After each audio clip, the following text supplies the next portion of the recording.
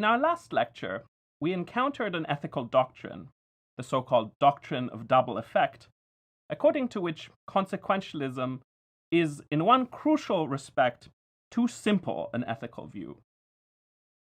By making the rightness of actions solely a function of the goodness of their consequences, it was alleged, consequentialism implausibly neglects to take account of the intentions with which the agent acted.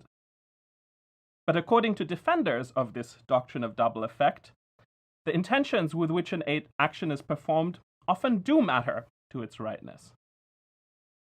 Specifically, while it is sometimes permissible to cause a lesser harm in pursuit of a greater good, where the lesser harm is merely foreseen but not intended, an action is morally wrong, or at least much harder to justify, if the harm is intended and not merely foreseen.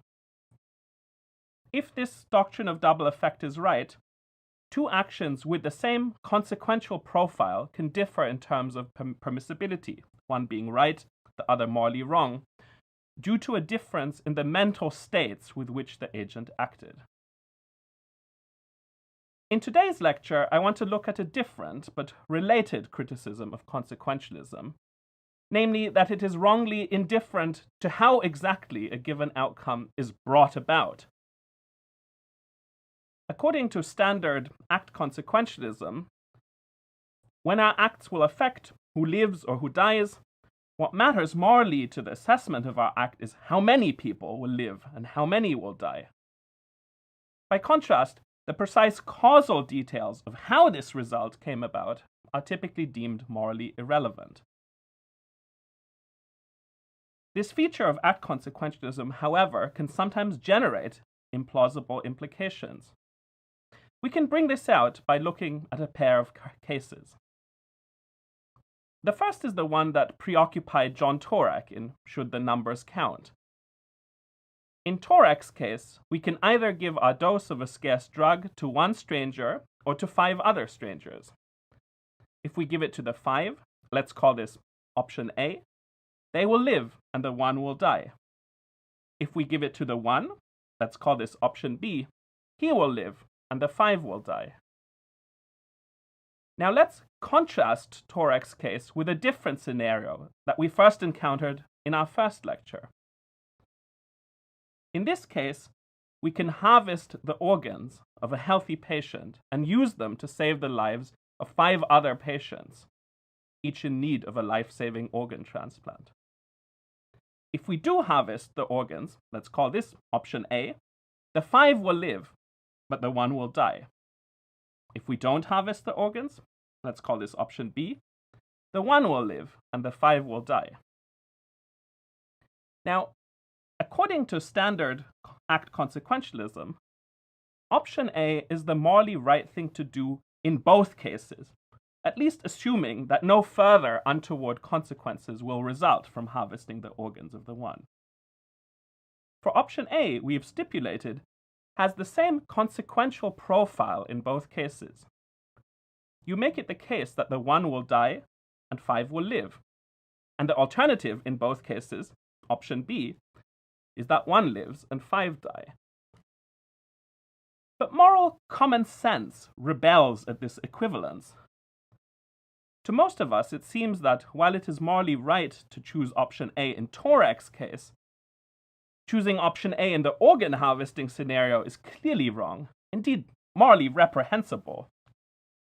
So, despite these two actions having the same consequential profile in terms of outcomes, we think that one is permissible and the other is impermissible. What could explain this intuitive difference? Well, there's a pretty straightforward explanation that suggests itself. There's an important causal difference in how the outcome is brought about in these two cases. By choosing option A in Torek's case, you save 5 lives and let 1 other person die. The alternative, option B, is to let 5 other people die. By contrast, if you choose option A in organ harvesting, you save 5 lives and kill 1 other person. Once again, the alternative, option B, is to let 5 die. So, according to this explanation, which I will dub the simple story, the causal difference between killing and letting die matters morally. All else equal, the simple story suggests we have a stronger duty against killing a person than against letting a person die.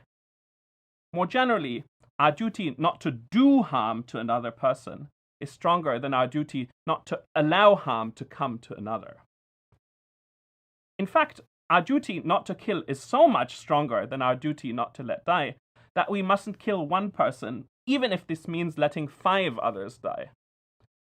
By contrast, in a choice between letting either a larger or a smaller number of people die, we ought to choose the smaller number, all else equal.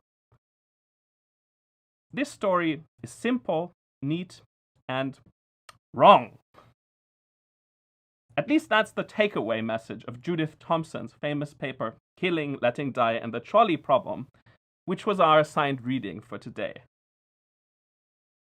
The trolley problem, which was first introduced by the British philosopher Philippa Foot, but which was really put on the map and given its name by Judith Thomson, challenges the simple story that I've just told. According to the simple story, when all else is equal, it is wrong to kill one person rather than to let 5 die. The trolley problem, however, suggests that this is not always the case, and hence that the simple story is too simple. Let us remind ourselves of the features of Thomson's trolley case. However, rather than having me narrate it for you, let's watch a little clip from a British documentary on the trolley problem. Roll the tape. We've recreated here a famous thought experiment called the trolley problem.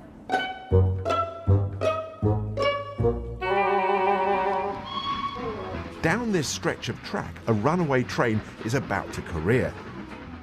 In its path are 5 unsuspecting people who will all die if the train hits them. But there's a switch. It will divert the train onto another track, saving the 5, but condemning one unsuspecting person to certain death. In essence, you have to decide, do you kill one person who's not in peril to save 5 who are? So, will random passers-by flick the switch or not? Okay, we're going to start it. I'm going to start the train. Okay, ready? Train's oh, you moved it. You've switched it. Yes, last minute intervention.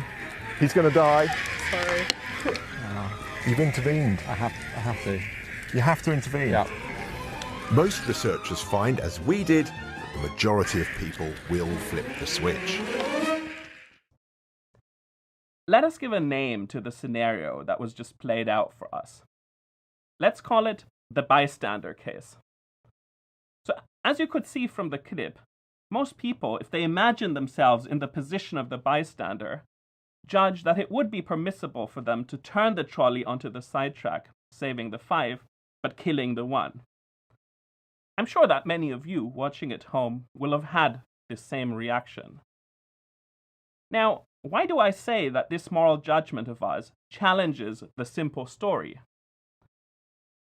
Take a moment to consider this question. I'll be waiting for you.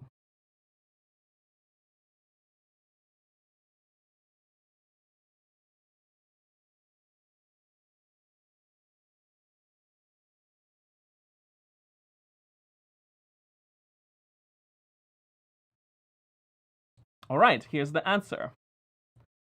If you deem it permissible to turn the trolley in the bystander case, your intuitive judgment challenges the simple story because, were you to let the trolley continue, you would let 5 die. By contrast, pulling the switch and turning the trolley means that you kill one who, but for your intervention, would have lived. And yet, many of us still think that it is permissible to turn the trolley, at least absent special factors such as negligence on the part of the 5 or a special obligation to the 1. So this suggests that the simple story can't be right. Our duty not to kill doesn't always win out against our duty to prevent death. Intuitively, it's permissible for you to turn the trolley, killing one rather than to do nothing, and allow 5 to die. So in that connection, I have another tricky question for you. Here's the question. Why does it matter for the purpose of challenging the simple story that you are the bystander in Thomson's scenario? Because when Philippa Foot originally discussed a trolley case in a 1967 paper, she imagined a case where you were the driver of the trolley and had to decide whether to run over 5 people ahead of you on the tracks or swerve onto a sidetrack where you'd run over a single person. I put it to you that this case of Foot's doesn't challenge the simple story in the way that Thomson's bystander case does. But why not? Again, please take a minute to consider your answer. I'll wait for you.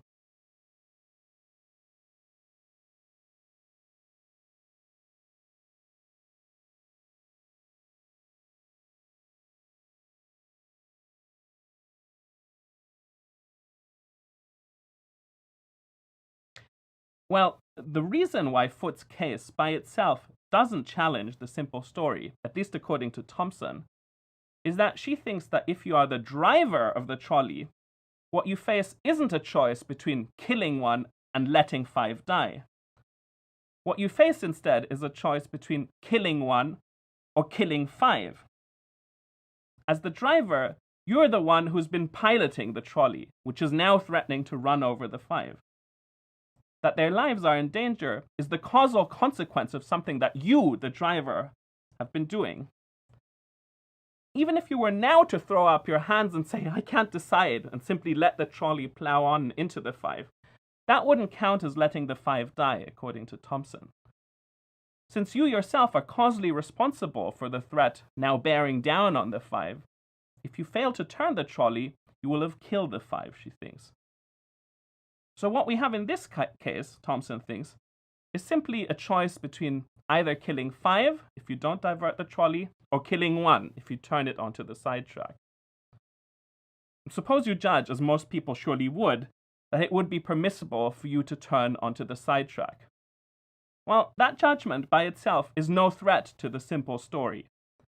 The simple story tells us that in a choice between killing 1 and letting 5 die, our duty not to kill has to take precedence. That's the claim challenged by Thomson's bystander case. By contrast, it's quite compatible with the simple story that in Philippa Foot's driver case, where your choice is between killing 1 or killing 5, you ought to kill fewer people rather than more, all else equal. All right. So I hope I'm starting to convey to you a sense of why Thomson's article was such a bombshell when it was published in 1976. We had this neat and relatively uncomplicated story about the morality of killing and letting die, which to many philosophers at the time seemed eminently plausible. And then along comes Thomson with her bystander case and blows this simple story out of the water. So that's one reason why Thomson's 1976 article is justly famous. It presented a compelling counterexample to the simple story. But that's only part of the reason why Thomson's paper has become famous and spawned such an enormous literature in philosophy, psychology, and many other disciplines. Indeed, it has even penetrated all the way into popular culture as well, as today's bonus clip from Michael Schur's hit show, The Good Place, attests. The other part of the reason comes into focus when we ask, well, if the simple story is false, what should replace it? This is where things start to get really complicated. The plot thickens when we think about a second variation on the trolley case, also due to Thomson.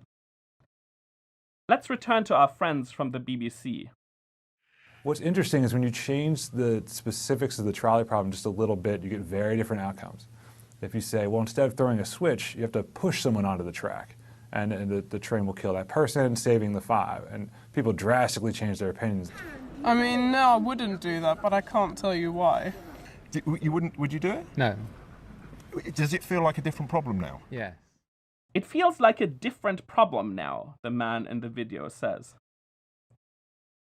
In the so-called large man variation of the trolley case, it seems impermissible to most people to push the large man off the bridge, killing him, in order to block the trolley from killing 5.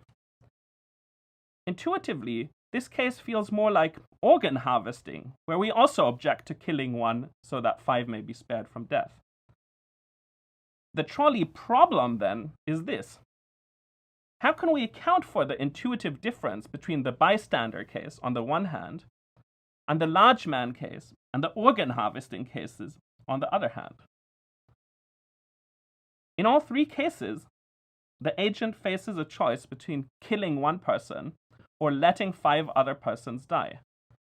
But in the bystander case, killing the 1 is intuitively permissible. Yet in large man and in organ harvesting, killing the 1 to save the 5 is intuitively morally wrong. What, if anything, can account for this difference in our moral intuition?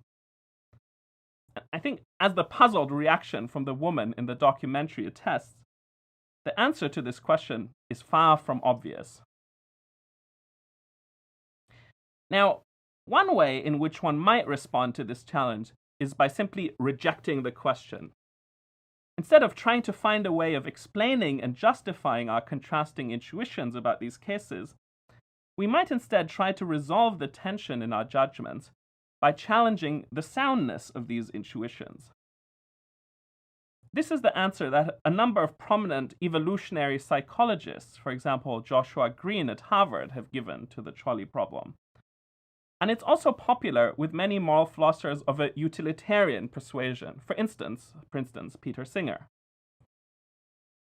One argumentative strategy that is particularly popular with these skeptics is to try and debunk our intuitions about the trolley problem.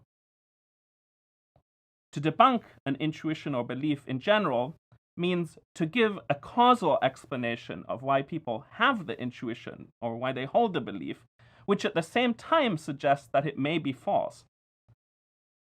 According to debunking arguments about morality in particular, some of our moral intuitions or beliefs have their causal origins in evolutionary or cultural processes that do not track some objective moral truth. Therefore, the debunkers say we ought to be skeptical of these intuitions. In the specific context of the trolley problem, debunking arguments have focused in particular on our intuitions in the large man case. Proponents of such debunking arguments, such as Green and Singer, tell an evolutionary just-so story about how we may have come to hold the intuition that it is morally wrong to push the large man off the bridge, even though this would save 5 lives. Whereas we don't feel similarly squeamish about killing 1 to save 5 in the bystander case. In the prehistoric past, they say, when many of our cognitive systems for thinking about morality evolved, virtually all interpersonal violence was what they call up close and personal. To do serious harm to another person, you had to club them over the head or shove them off the edge of a cliff or something like that.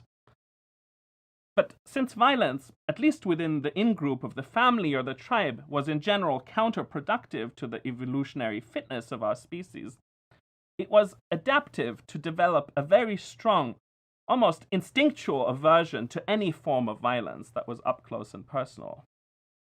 So, having the intuition that it is wrong in general to do violence to another person in a manner that is up close and personal generally served us well, which is why this intuition reproduced itself. At the same time, however, this causal explanation of how we came to have such intuitions is entirely compatible with the possibility that, at least in exceptional cases, for instance, cases whereby shoving 1 person off a bridge we are able to save 5 lives, our intuitions in fact misfire and give the wrong answer. Hence, understanding how we might have come to have moral intuitions, like our intuition about the large man case, should at the same time lead us to be skeptical about their content. By contrast, though the bystander case of the trolley problem also involves killing 1 to save 5, the violence here is not up close and personal. You kill the 1 remotely by flipping a switch. This is the kind of harmful action which only became possible much more recently in our evolutionary history with the advent of modern technology. As a result, we do not have an evolved predisposition to consider such forms of violence categorically taboo, which we've seen might distort our moral reasoning. So perhaps, Green and Singer conclude, these are the kinds of cases that we're more likely to be thinking rationally about, without the distorting influences of our Stone Age evolutionary baggage. And that's why, all things considered, we should be more ready to trust our moral intuitions about such cases. Now, this, of course, is a result that is pleasing to a utilitarian like Singer, since most people's intuitive judgments in the bystander case are exactly what would be implied by utilitarianism. So, what should we make of this debunking strategy for explaining away our intuitions in the large man case? Well, the moral philosophers who've thought most deeply about the trolley problem have, of course, considered such arguments. But by and large, they are unimpressed. Here, for example, is my esteemed former advisor, Francis Cam, perhaps the world's leading expert on the trolley problem, discussing Green and Singer's proposal. Roll tape. So philosophers of my stripe, analytic moral philosophers, spend a lot of time discussing this one case which has been made famous called the trolley problem. Okay? So there's a trolley headed towards 5 people that's going to kill them. And a bystander could turn the trolley onto another track away from the 5, all right? But unfortunately, there's one person on the other track who'll get hit and be killed. And the question is it permissible to do that, to turn the trolley? So here's an imaginary case. It's not like I'm there, standing there, okay? There's another variant. There are thousands of variants. These are all like little thought experiments. This is what he means by saying that I think of myself in a case, all right? So the trolley's headed towards the 5 in this other variant. There's someone standing on a bridge over the trolley tracks. If you push that one person in front of the trolley, it will stop the trolley and save the 5 people from it. May you do that? Now, many people say, and here the question is, I haven't done surveys. This is another part of the method. You think about it. I think it's permissible to turn the trolley away from the 5, though it will hit the 1. I do not think it's permissible to push the 1 person over in front of the trolley, even though, again, 1 person will die and 5 people will be saved. So what's the difference? All right, why do I have this intuitive judgment? I make a judgment about right and wrong. Some psychologists have thought that the only distinction between these 2 trolley problems I've introduced you to is that in the one case, I'm up close and personal to the person I push over the bridge, but not the person that I turn the trolley to. Now, the way you deal with a hypothesis like that is you think, well, suppose instead of pushing the person over the bridge, I had a machine that from a distance I could press a button and it would push the person over the bridge. Do I think that makes it permissible to push him over the bridge? And I say, intuitively, my judgment is no. So when I remove the factor that is presented as the crucial variable between permissible and impermissible, I do not get a change in my judgment about impermissibility, which suggests that this factor is not accounting for my judgment. Now, this is a way, of teasing out whether a particular factor, a conjecture, is correct or incorrect. All right, so let us move on from attempts to debunk our intuitions in the pair of cases that make up the trolley problem, and see instead if we can explain and justify them. This is what Judith Thomson attempts to do in Killing, Letting Die and the Trolley Problem.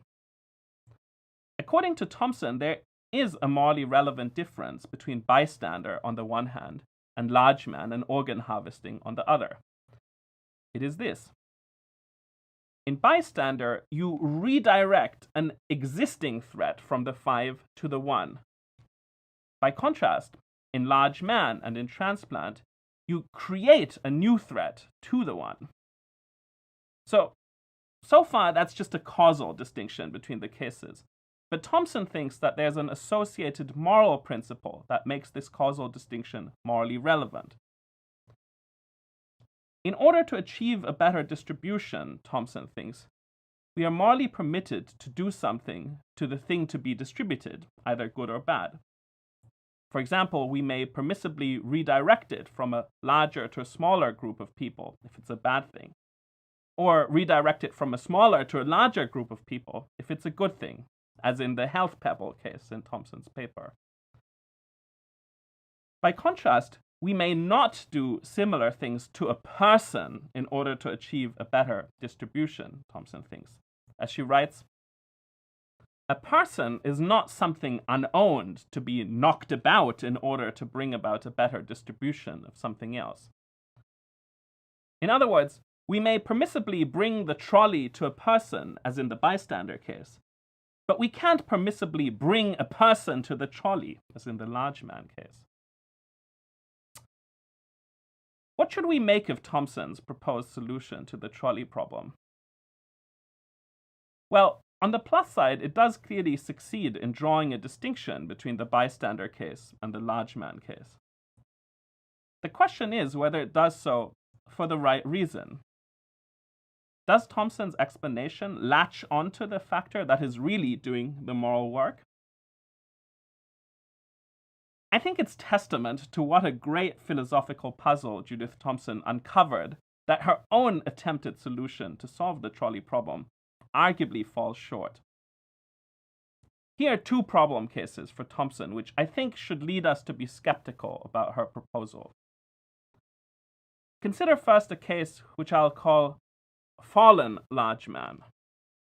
So imagine that through no fault of his own, a large man has fallen onto the tracks in front of 5 others who are trapped further down the tracks. I'm a bystander, and I know that the trolley colliding with the large man would bring it to a halt and save the 5 further down the tracks. Now, suppose that the large man himself is unable to move out of the path of the oncoming trolley, but that I, the bystander, could easily move him off the track without endangering myself. By contrast, I could not move the 5 further down the track.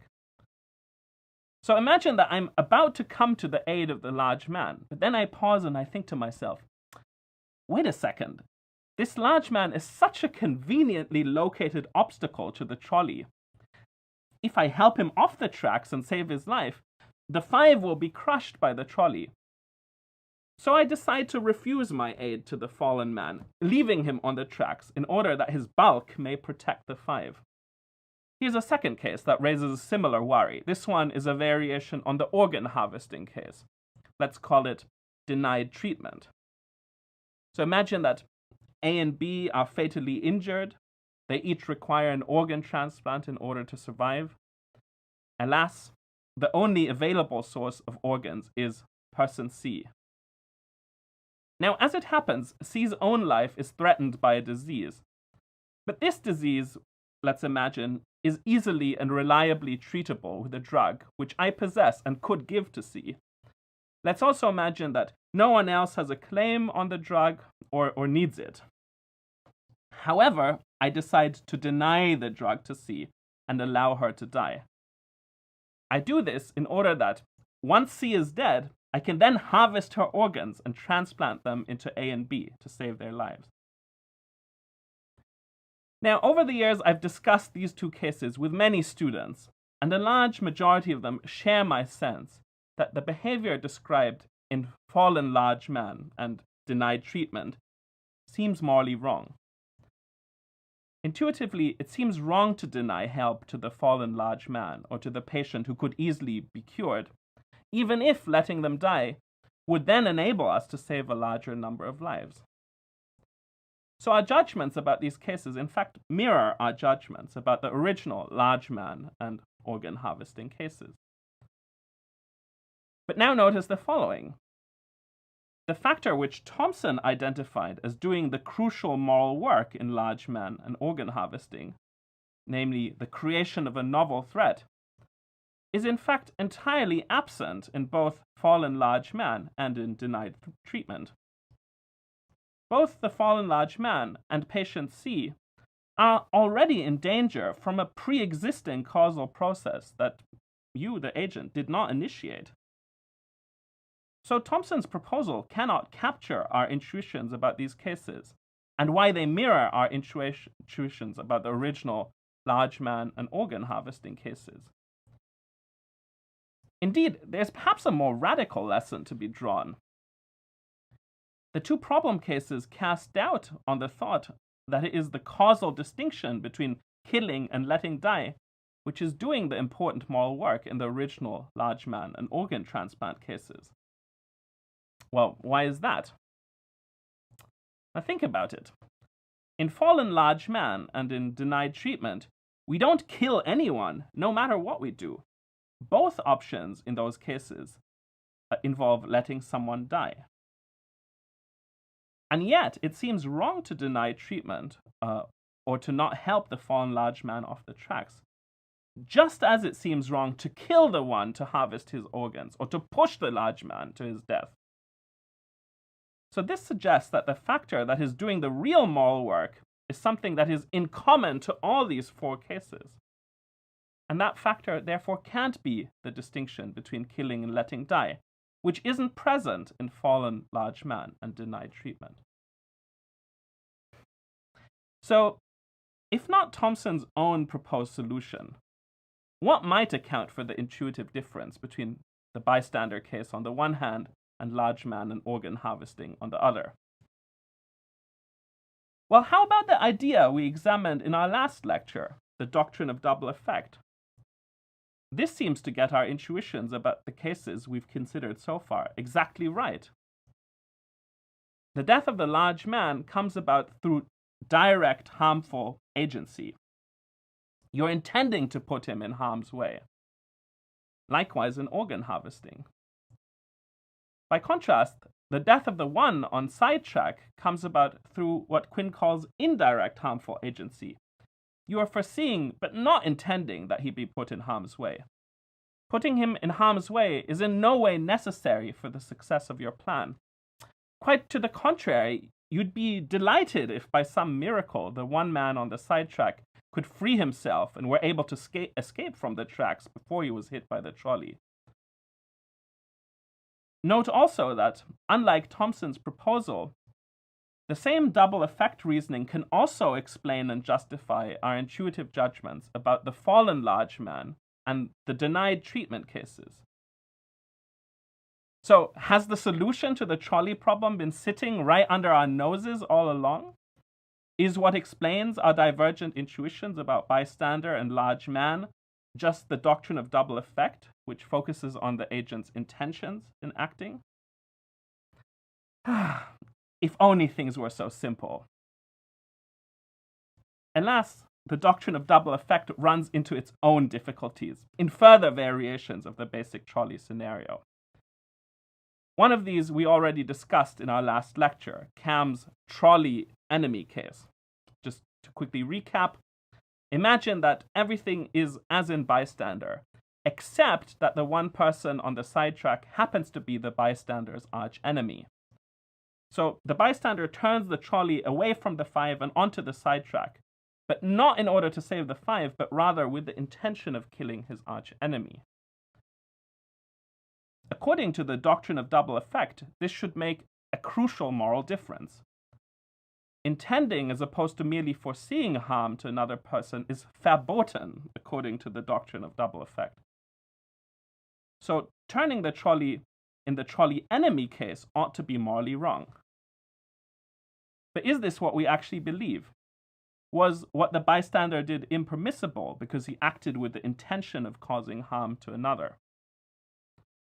Well, that is not Cam's verdict about her case. Although the bystander may have revealed himself to be a horrible person for intentionally aiming to harm another person, and should probably be blamed for having acted with these intentions, these are matters of agent assessment. But what we are interested in is not how to assess the bystander as an agent, but how to assess his action. Was it morally wrong for him to pull the switch and turn the trolley? To this question, Cam thinks we must answer in the negative. Although the bystander may have acted with bad or inappropriate intentions, that does not make his action morally impermissible. A second problem case for the doctrine of double effect, the so-called loop case, comes from Judith Thomson herself. I think this is an especially fun case to think about. Take a look at this diagram while I narrate the case for you. So, as before, a trolley is hurtling down a track towards 5 people, and you can divert it onto a side track. However, in this variant, the side track loops round and rejoins the main track. So, diverting the trolley still leaves it on a track which leads back to the 5 people. If there were no one on the side track, the trolley would simply loop around and hit the 5 people from behind, killing them all. However, there is someone on the side track. In fact, he's a very hefty individual who, if he is hit and killed by the trolley, would stop it from continuing on to the 5 people. So what do you think? Should the bystander flip the switch? And if yes, why would that cast further doubt on the doctrine of double effect as a plausible solution to the trolley problem? I'll give you a moment to think about it.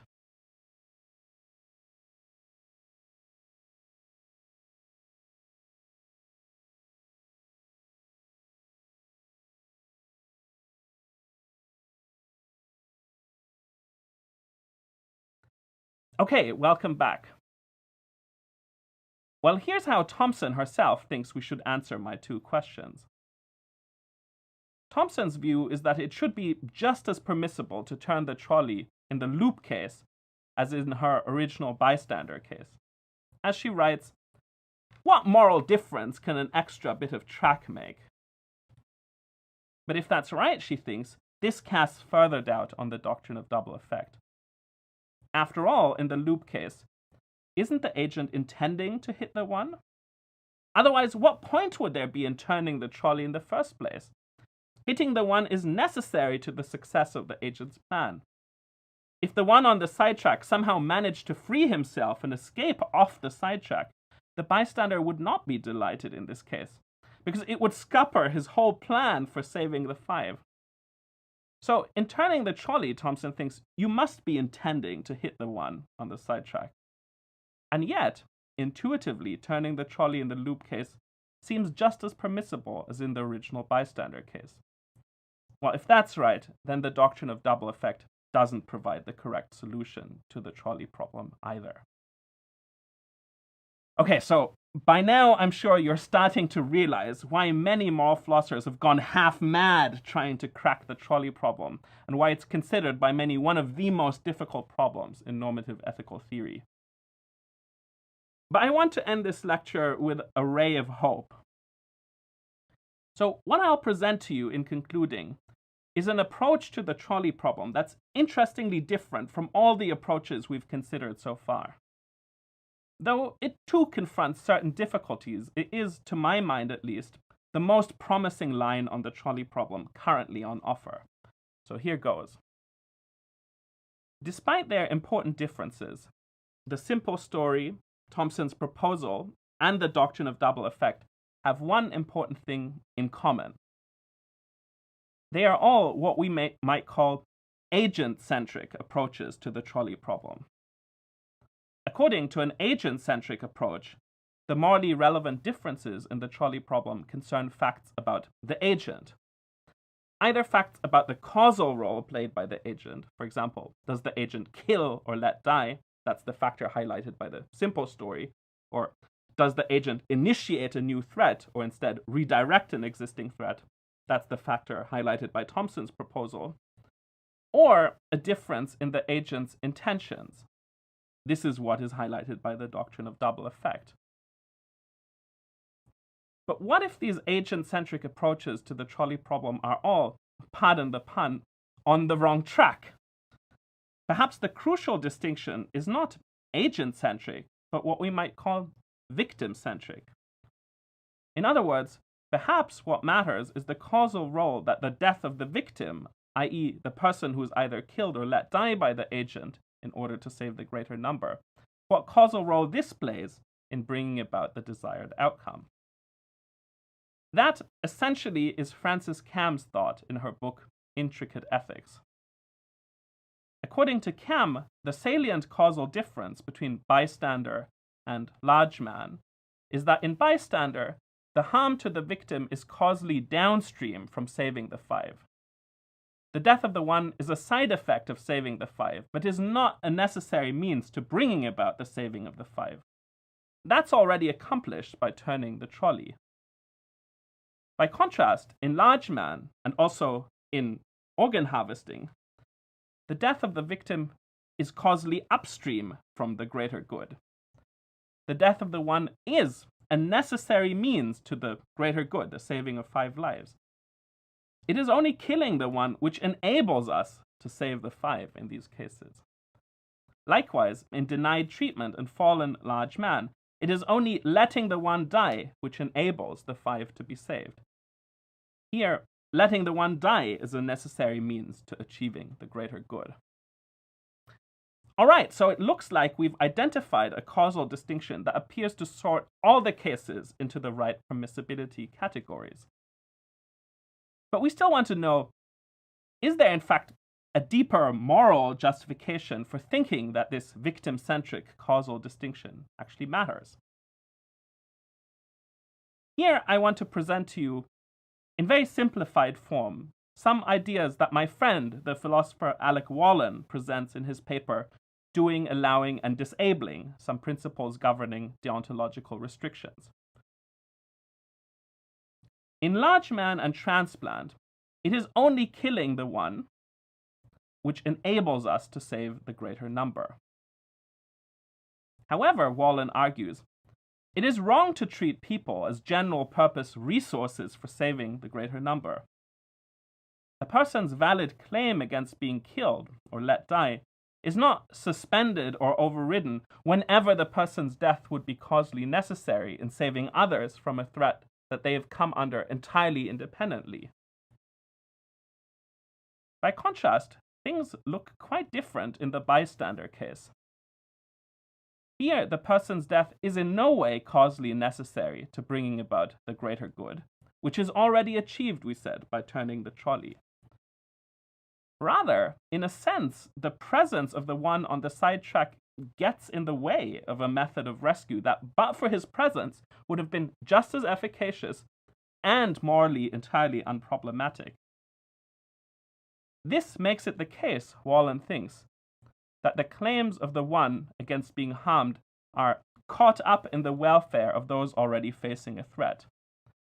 Because respecting his claims against being harmed would mean foregoing a rescue which, but for his presence, would have been morally entirely unproblematic and just as efficacious. His claim against being harmed is diminished. And this, Wallen thinks, is what explains why it is permissible to turn the trolley in the bystander case. So, what do you think? Does this victim-centric proposal hold promise? Or does it too run into fatal problems in certain cases, such as, for instance, the loop case, which we discussed earlier? I look forward to discussing these questions with you in next week's town hall. For today, I'll leave you with one final solution to the trolley problem, which is pretty innovative, to say the least. Uh-oh, Nicholas.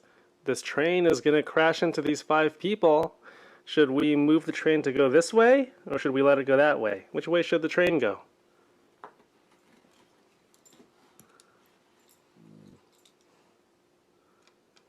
This way.